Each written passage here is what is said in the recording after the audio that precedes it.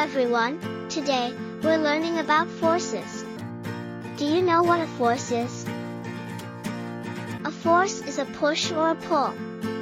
It makes things move, stop, or change direction. Did you know the different types of forces? Today we're going to discuss about the types of forces, pushing, pulling, friction, and gravity.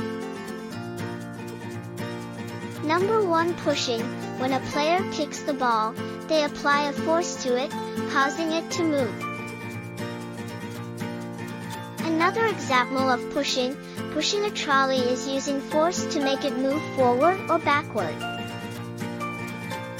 Now let's discuss pulling.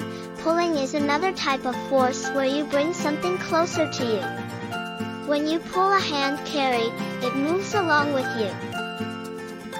Now let's discuss about friction. Friction, when a person riding a bicycle, showcasing the friction between the tires and the road that helps prevent slipping. Now we will discuss about gravity. Gravity is a force that pulls everything toward the ground.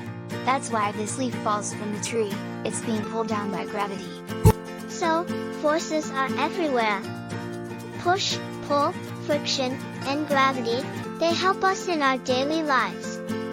Can you find some forces around you?